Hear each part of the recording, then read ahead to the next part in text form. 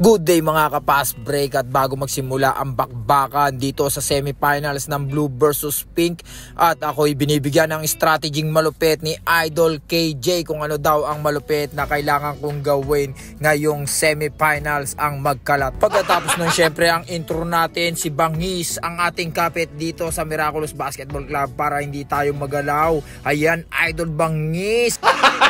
Gago!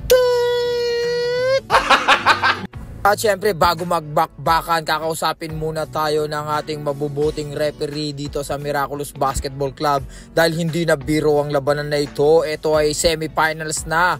Napakalalaki nga pala ng kalaban ng Team Blue, samantalang sa amin ay si Idol Ineho lang ang malaki. Puro mga bulinggit na mga idol. Nandito nga pala hindi pa makikita dyan si Idol Monterde. Si Idol Monterde napakalaki na, napakalaki pa ng katawan. Pero kahit ganon syempre friendly game pa rin tayo mga idol dahil ito ay isang club. Pagkatapos nga magkamayan, magja-jumble na between Ineho at ang isa nilang malupit. Ngunit nabigyan ng ball possession kagad kami ron dahil bawal 2 beses hawakan ng magja-jumble ang bola. Kaya sa amin napunta ang ball possession at aatake nga si Ineho. Ngunit sumablay kagad at sa kabila tumira kagad nando si Idol. Grabe shooter, very good, at back to back pa nga ang kanyang jump shot doon. Nice one Idol. Sinundan pa nga ng isang magandang pasahan, 3-man touching the ball at good finish yan. 6-0 kagad ang pinabaon sa amin doon. Susubukan bumawi ni Idol Aramo, pick sabay tomahawk, very good. At sinundan pa nga ni Idol Yuson, umatake sabay drop pass kay Idol Santos sa ilalim, reverse by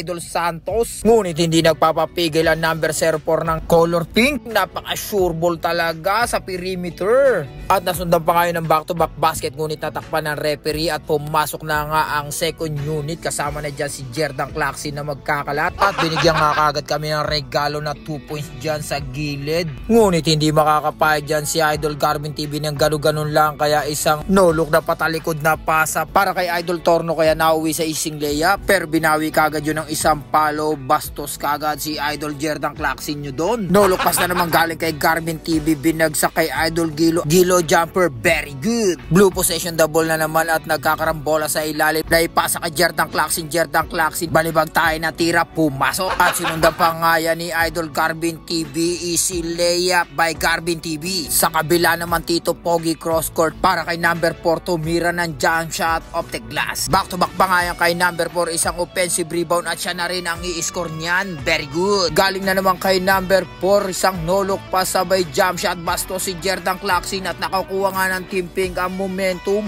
Natapos ang first quarter at namumroblema ang Team Blue dahil talagang inaararo sila ng Team Pink. Sinasamantala ng Team Pink ang pag-i-struggle ng Team Blue. Panakanakang opensa lang ang kanilang nagagawa. Nahahawakan man ng Team Blue ang momentum pero nababawian din kagad at napuputol kagad ng Team Pink at agad nilang nababawi. Bagamat naging low scoring dito sa second quarter, mas maraming na ibabaong puntos ang Team Pink kaysa sa Team Blue dahil talagang nag-i-struggle sila sa depensa. Kaya't nasisilip talaga ng gusto ng Team Pink ang kahinaan ng Team Blue. Pero dahil sa power move ni Idol Ineho, nakakuha ng basket counted na may kasama pang foul, kaya napa-timeout ang Team Pink. Ngunit hindi na kumpleto ang 3-point play ni Idol Ineho doon. At niratrat na naman sila ng Team Pink, isang offensive rebound na naman na nadali nila ron. At mabuti na lang hindi nila binabantayan si Chardy TV. Chardy TV tumira ng 3 para sa pamilya. Pero may panagot na naman ang Team Pink, talagang hindi sila nauubusan. At sinundan na naman ng isang matinding play, 3-man touching the ball na naman. Grabe yon. Sumablay man pero nakuha pa rin ang offensive rebound at sila pa rin ang nakafinish noon.